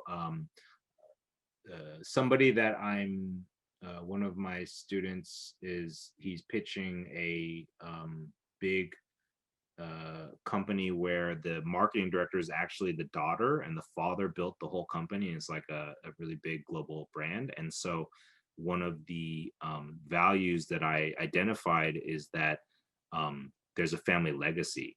And so for her being in charge of marketing, she doesn't want to fuck up and look bad because like it's nepotism or something. Like she actually wants to be successful so that she has value, and also continue to build up the legacy of that company for future generations, you know. And so he talked about that, you know, and she was totally into it. All right, now next is being dependable. This is probably one of the most important things when you're building a relationship with somebody in the beginning. And being dependable is like in really tiny ways. So for instance, if you say like, oh, I'll follow up on this or I'll send you that, like do it immediately. You know what I mean? Like I had a gig where I was designing a business deck for a company. And every time they asked for changes, I would literally just do like, because they were fast, I would just literally just stop and do the change like right then and there and send it back like within a couple minutes or 10 minutes, right? And then what happened was after the job was done, one of the guys that was CC'd in the email chain was somebody I had never met before. And he reached out to me and was like, hey, like I was just really impressed with the speed in which you turn this around and how responsive you were. I have some more things. Can I work with you on it? And that was like maybe 3 years ago, and we're still working together on stuff. You know what I mean? And so that beginning of the relationship is the most crucial part, because look, if you fuck up later and you forget some things or you're a little late or whatever, like they'll forgive you. You know what I mean? Like if you've already built that. So I really try to make sure that, you know, in the beginning phase, like or what I learned, because this is the mistake I used to make, is I have a tendency to just say yes. Right? So I would put myself in a situation where I'll just say yes to everything that people want, and then I'm overloaded and I just forget, or like it's just too much for me to remember, right? And I'll kind of be late on something or whatever. But they don't care about excuses. And so being dependable made me be more conscious about what I actually agree to or not, right? So if somebody asks me something and it might be take more than expected, I'll tell them, you know, and I'll communicate that. Also be moral, you know, just don't be fucked up. Like whatever your compass is, just be on the right side of it, you know, be moral and follow that then, because it does play out in your career, you know what I mean? Like I realized for me personally, um uh, I mean, I was just pondering this actually this week, like I feel like in my career I've had so much help from people, because I think I just try to do what I think is right for everybody, not just myself, you know, and it just kind of turns into people stepping in and helping you and like just being there for you without you like asking them, or when you ask them, they're just there, you know what I mean? Um, so it pays off, you know, it really pays off, I guarantee it. Um, like, and I learned this lesson really early because I remember when I was first starting out, um, this was like 20 years ago now, I guess, but or 15 years ago maybe. But anyway, so it was a guy that I was friends with kind of. He was the son of like my dad's business partner or cousin or nephew or something. Anyways, so he was a guy that, you know, I met a couple times and he was cool and he was nice to me. And then one day he calls me to do a video project for him. Um, and to be honest, like I think I was like 19 or something. And I was just greedy, you know? I was like, fuck. I was like, how much money can I make off of this? You know what I mean? I didn't do any of the shit that I just taught you guys, by the way. It was like, oh, you need a video? I was like, yeah, let me figure out how much to charge you. And like, I quoted such a high number that it was so obvious that like it was way inflated. You know what I mean? Like it wasn't even close to reality. And like just his reaction, it was so disappointed. You know what I mean? Like he was just like, oh, like because he was experienced in business, so he knew. You know what I mean? And so he was just like so disappointed, and he just stopped talking to me. You know what I mean? And so obviously I didn't win the deal. I lost the relationship. Um, and it was an early but very valuable, painful lesson to be moral. You know what I mean? To because even at that time, I mean, look, you want to get the best budget you can. But at that time, I knew I was like, this number, I forgot what it was. I think it was like 20,000 for something that should have costed like 1,500 or something. You know, it was like ridiculous. And it was just like, oh, it was like, oh, he's got money. Like he can fucking afford to pay this stuff. And it doesn't matter if they have money. What matters is what's right for the project. You know what I mean? Like, and so that was a lesson. So after that, I was just like, okay, well, even if whatever it is, I just got to stick to what feels right. You know what I mean? And sometimes asking for more money feels right, by the way, if they're like a client that is like they have the money and they're being cheap or they're being unrealistic or they're asking for like everything from you. You know what I mean? So but again, you just have to follow your compass. Well, I kind of want to piggyback too off that. Yeah. The university that I just did some work for this past weekend or the weekend before, Mm-hmm. they are the university that has the most amount of money, like in terms of endowment. Mm-hmm. They are the ones that have the most in this entire area. And Mm-hmm. when I was doing work for them and trying to find like what's going to be a fair price for me and a fair price for them, Mm-hmm. everyone's like, oh, just charge them this much because they Right. have the money to do it. But you also have to think in business, though, they have certain budgets allocated for certain Mm-hmm. things to where then they're not just going to send money out like willy nilly. There's a reason that they're the ones that make the most amount of money in this Absolutely. area. Absolutely. Like they're going to do smart decisions. And I don't know, they're not going to throw 20 grand at you because they have it. Exactly. And too many times especially when I got into the more upper echelons of people who are like millionaires and billionaires, right? Too They're many penny people, pinchers. huh?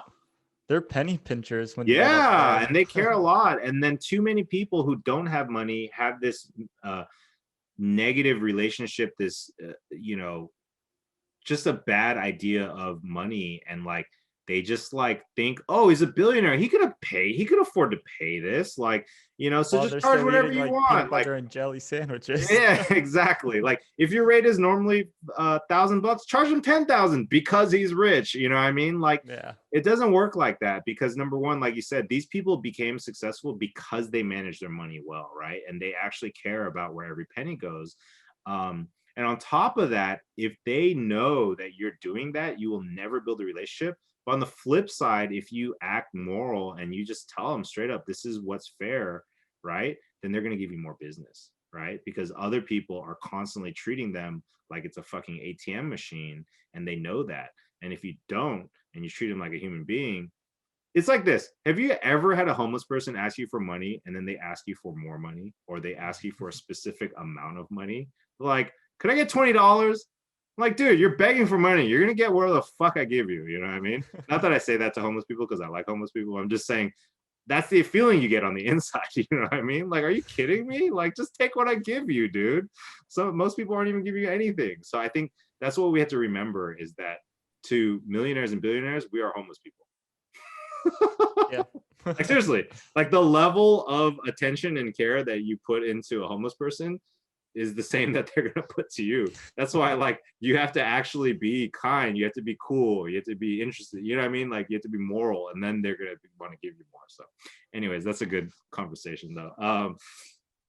And thanks for sharing that. And basically, like, you know, foster intimacy, which means just, you know, like being a little personal, or just getting to know them personally, and just knowing like what makes them happy, what makes them tick, you know, like, you know, if somebody really loves their kids and they're just all about being a great dad, then ask about their kids, you know, things like that.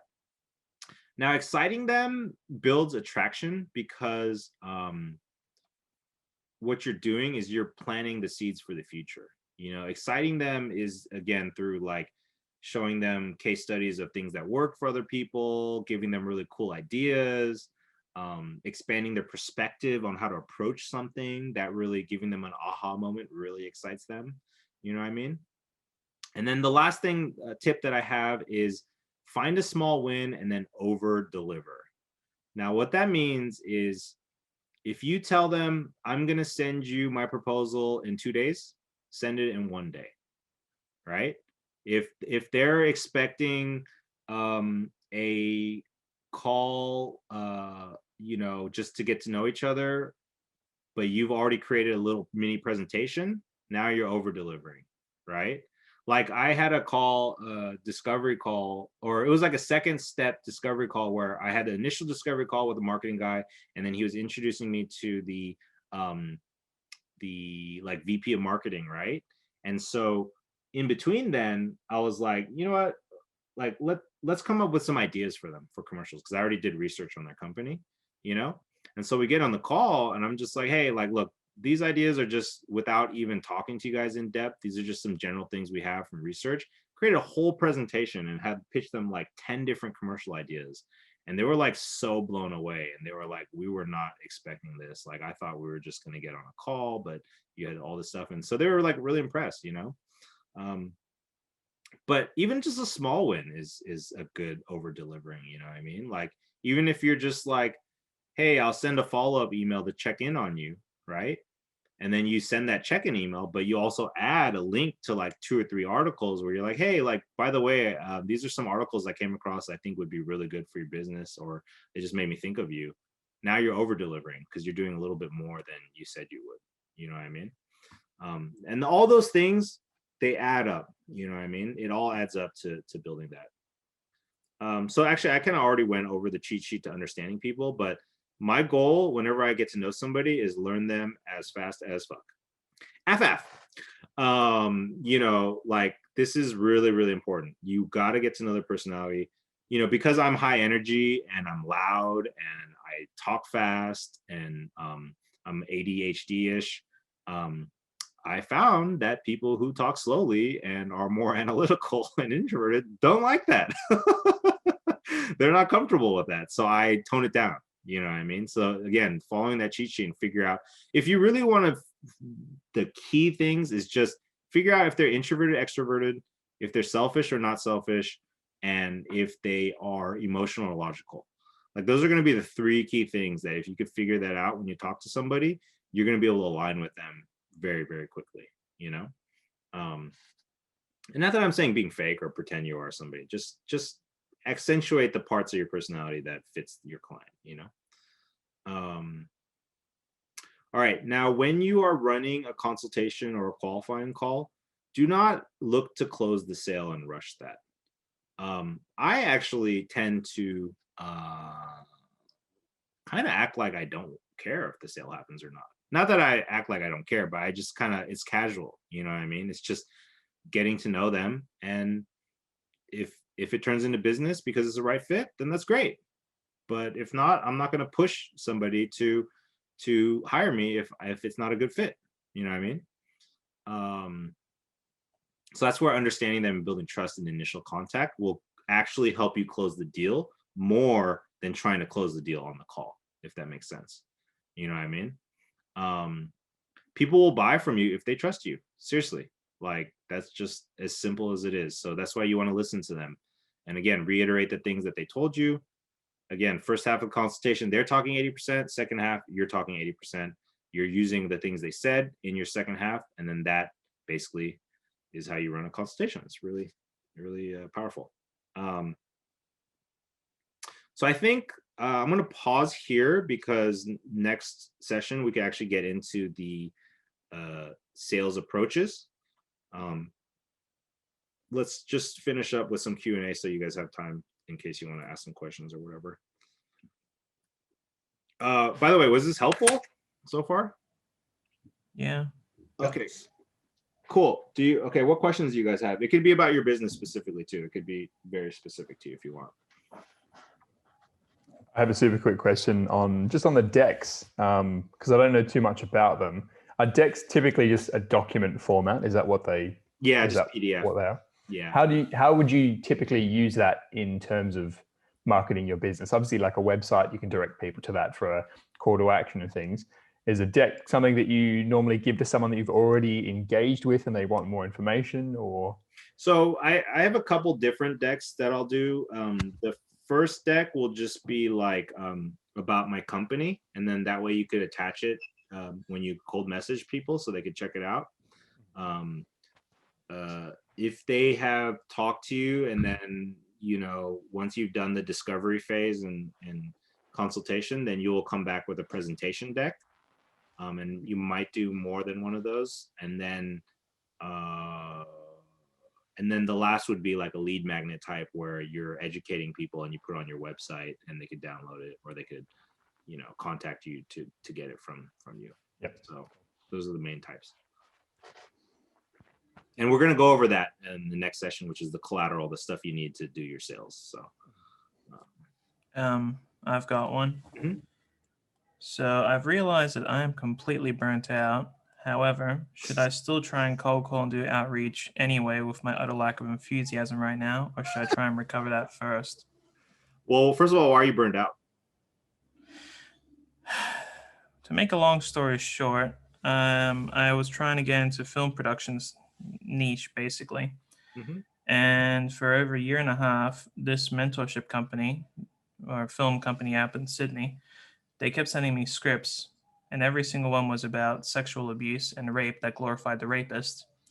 And yesterday I asked them, is this a pattern due to a complete lack of vetting your clients, or do you just have a sick fantasy? And I got fired. So yeah, I'm very tired. I'm sorry, I shouldn't be laughing.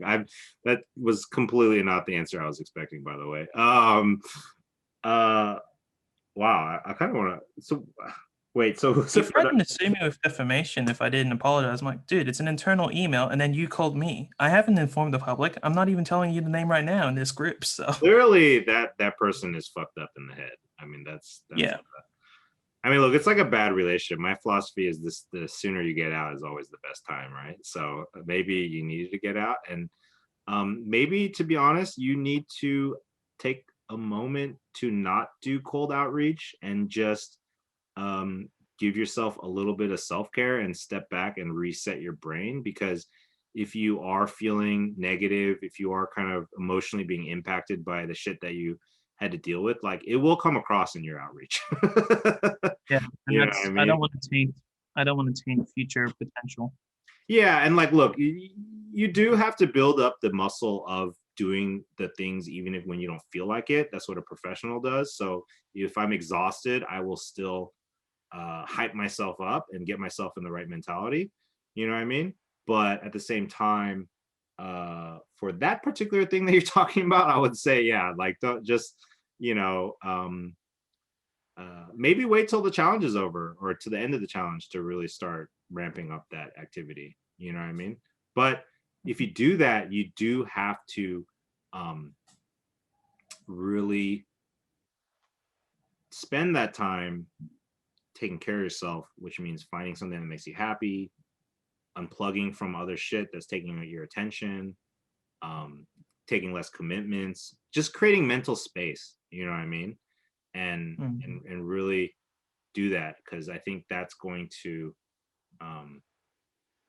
it's going to be a better investment for your time for the future. You know what I mean? Yeah, I appreciate that. Yeah. So don't feel like this is like an alpha type program thing where you have to like sacrifice your mental health or whatever for that. But don't just be complacent, right? Don't distance yourself and do nothing. Like seriously, take the time to like do something that makes you happy, like whatever it is, like little things, or be silly, you know. Or make a fake social media profile and just freaking troll the guy for a week, you know. I'm just kidding. Just get your giggles on, you know what I mean? Like a lot of times I just ask myself,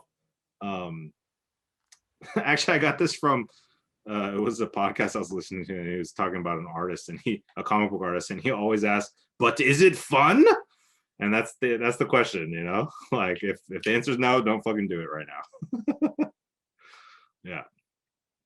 So, but I can tell you're tired, man. So I think you first of all, I commend you for being here. And then second of all, you know, just relax, dude, you know. Good riddance to bad rubbish is what I say.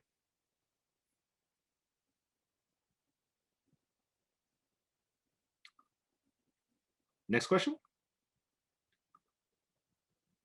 I have a sorry, one rather specific. So I think I've been blessed with this incredible ability to push prospects away. Okay. Give me an example. Sorry. In general, it's just the few calls I've had. I don't know. Either I was overconfident, for example, and have you read this book? You know, at the end, like, they were willing, but at the end of the call, overconfidence, for example, they were like, oh, "Okay, I need to talk to my superior." Then things like that, right? But more specifically, it's so I really wanted to get a goal for the year was really to get a full-on inbound client, right? Without out of nowhere somebody calls me kind of thing. Okay. And I kind of got it, and it's a cool thing. It would start very small, but trust me, I can use this very small right now. And then it would eventually 3 steps, with the last step being a big one, multi-continental. It's a person, she's in the States actually. Okay. And but now I've noticed some time has gone by since our last, and the emails went very well. I think she was even talking, you know, like we're friends kind of thing, personal stuff and everything. And but some time, I noticed now some time has gone by. And yeah, I wanted to send her a message, but I'm, you know, my blessed intellect might come to trick me. And cherry on top, I just noticed my cloud hard drive kind of thing, which I would need her to put, has just expired, and I cannot renew it right now. So that's a little cherry on top that I just want. But yeah, that's my spiel. Wait, but that's an existing client or a prospect? Prospect. It was like almost a short, like the, you know, almost set. Are you actually following or have your own process somewhat similar to what I just taught? No. Okay, so that's probably step one. Like, even if it's your own system, you have to have a system that you follow, which is getting to know them, building a connection. And then if you're kind of stuck in this phase where you talk to people and then it kind of doesn't turn into a sale, I would suggest a tactic where you just, at the end of a call or meeting with somebody, you just straight up ask them, what is it going to take to get your business? Right? Like, I had a great call, got to know you. What is it going to take to win your business? And just ask them. Because what's going to happen is they're going to tell you, and they're going to literally give you the keys to the kingdom. Like, they're going to give you the blueprint. So then if they say, well, I need this, I need that, and then you do it, then you go back to them and you're like, hey, like, here's the stuff. And can we move on? Can we talk about getting this going, or can we move on to the next phase? You know what I mean? It sounds like that you don't have a system in place. And so therefore your idiosyncrasies of your own personality are seeping into your business practice, right? And it's affecting the outcome of your business. So you really want to remove that by having a system that you follow, that you take the thought out of it. You see what I'm saying? Like, if you're too self-conscious, too self-aware, it can get in the way of your business development, because business is something you could learn in terms of more just like steps to follow, right? It's not like an abstract painting or something. Like, it's more like building Legos, you know? So honestly, my advice for you is really take your time to study this section on sales in the course. Like, really take your time and like watch things multiple times until you could even explain it to other people. And then really, like, even if it means losing clients in the short term, really focus on applying those steps, especially in the qualification. Like, everything I taught in the phase 2 is like literally like 15 years of experience, like, put into that. Like, everything I share has a specific reason, and it actually has a positive effect on your business. You know what I mean? Like, because I went through all this trouble. I did all the same shit. Like, I used to curse on freaking like consultation calls with people, you know what I mean? Or talk about random shit that nobody cares about, you know? Like, my personality is just too strong, was overshadowing the actual business practice. So, I would kind of mentally reset a little bit and say, hey, this next 6 months is really a learning process for me to master the sales process. And then that way I'll have it for the rest of my life, and I could close more sales, you know? Yeah. So, and that's fantastic stuff. But if I may just build on top of that, because not only this example, but I also noticed I have a few emails like that. When there's like a dead time gap, you know, even if everything was very well, but then there's a gap, should I just say hello? Yeah, the best way to reach out to somebody when there's been a gap is find an excuse to talk to them that has nothing to do with the project. Because what they don't want to hear is, hey, are you ready? Like, what's going on? Like, do you want to move forward?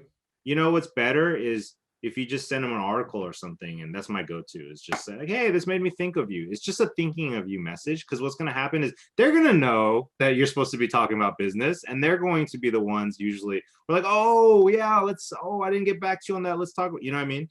Like, don't ever be the person that's like, hey, we're supposed to do this, why isn't it happening? Just literally just nudge them a little bit by being thoughtful and being casual. But also, I want to say that if you're having this dead time, are you saying after submitting a proposal, or just in general, like a general dead time? Well, I'll take both, general and okay, so proposal. if it's after sending a proposal, then you might want to say, you can be more direct, and you could just say, hey, just checking in, like, no pressure, but if you have any questions, or if there's something that you want to talk about, like, let me know, and then they'll give you kind of an update. And then but if it's just like you didn't really have a proposal out, it probably means that you didn't really follow any steps in the qualification, because to be honest, by the end of the qualification phase, you should be talking about the next steps. Like, oh, I'll send you a proposal to discuss this, and it reflects the pricing that you talked about. It reflects the goals that they have. You see what I'm saying? So So again, I think you need to really master and tighten up the qualification phase, because that's going to lead to, again, the closing phase becomes like the easiest part of it if you do that right, you know? Mhm. All right. Thank you. Good question. Great question, actually. Anybody else? I've got a question. Go for it. So, when it comes to the outreach and building your top 100 and all that, is it good to start and just focus on being purely local, or is it okay to like expand? Because, you know, I am in Los Angeles, but I don't want to live in Los Angeles forever. It's very expensive and crowded. And I definitely, whether it's 6 months from now or 6 years from now, I do see myself leaving LA, Sure. just because there's really, the reasons I moved here are not applicable. Anymore? Yeah, can't say that word. Yeah. There's really no reason to stay in LA at the moment. So I do see myself leaving. So instead of saying like having everything be local here in LA, and then wherever I do move to, kind of having to start all over, is it better to start now and kind of reaching out and having clients almost anywhere? Because I am willing to travel. And the clients I have spoken to potential clients who are in Texas and, you know, other jobs. And while I didn't potentially win the job, they're always like, hey, stay in touch. You know, if we have other projects that you would be, you know, work better for, we'd love to work with, you know, that kind of stuff. So it hasn't happened yet, but I definitely don't know the best way to do that. I would start 80% local and 20% outside at this point, because you're still developing your sales system. Mhm. And it just goes easier when people know that they're in the same area. Like it Mhm. just helps the business. It just makes them more comfortable. It's like one of those little micro things I talk about that help you win a deal. Like if they feel like they could meet you for coffee if they really need to, like that helps them make a decision over somebody that's like, oh, if I need to see their face, because some people actually don't even do business unless they see you face to face. I guess with the pandemic, they have to get used to on Zoom, but like, especially when you get to the higher levels of business, some people like will not give you money unless they've like been face to face with you and know who you are. You know what I mean? But the local thing is just kind of a bit of an advantage, but also because you don't know where you're going to move yet. So what I would do is, again, use this time to focus on local to just really master your sales process. And again, 20% could be just outreaching to people anywhere you want. Because also your reputation can grow locally and accelerate how much money you make and referrals that you get and stuff. And if you do it like nationally or internationally, like you're not really going to get referrals and stuff like that until you're like located like in that. Like my referrals come from people that either where I live or where I have traveled a lot. You know what I mean? So I'll get referrals from California, from New York, from Korea, you know, Hong Kong, but I don't get referrals from France. You know what I mean? Like it just doesn't happen that way somehow. If you're not running ads, you could run ads for everyone. But yeah, I would definitely suggest starting local just because it'll make people more comfortable. Gotcha. Yeah. Let's see, Ryan or Minwoo. Any questions? Okay.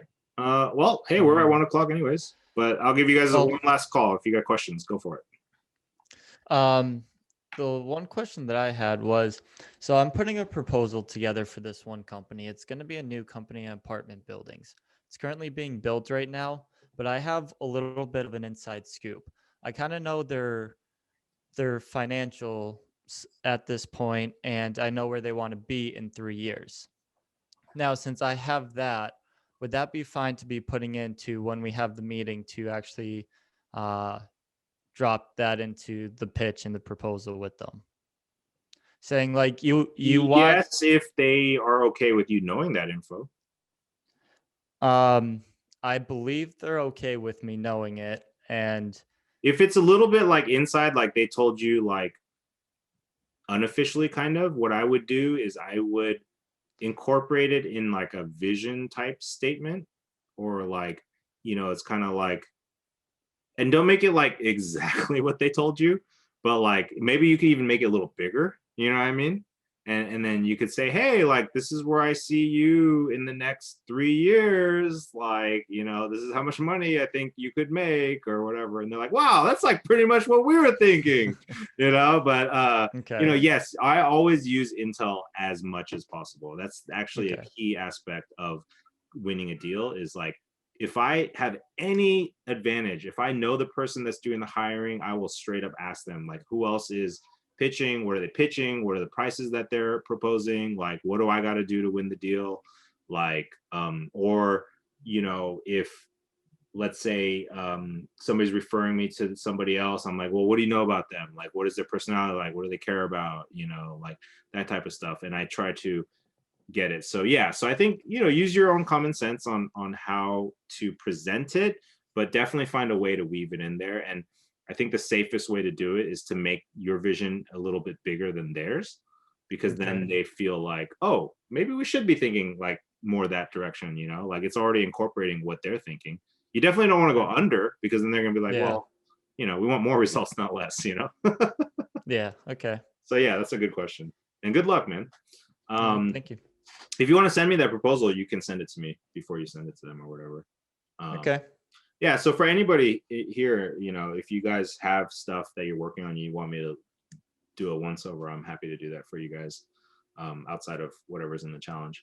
But yeah, it's been fun. It's been a good session, I think. Any other questions? No? Okay, cool. Well, you guys have been awesome. I genuinely appreciate you taking the time to be part of this, and I'll see you guys. We'll go back to Sundays, and I will see you guys next Sunday. I'll send a reminder to everybody. Okay. Right. Thanks, Thank you very much. Henry. Cheers. Enjoy your cake. See you later. Happy birthday again. Happy birthday. Thanks, guys. All right. Bye. Take care. Ciao.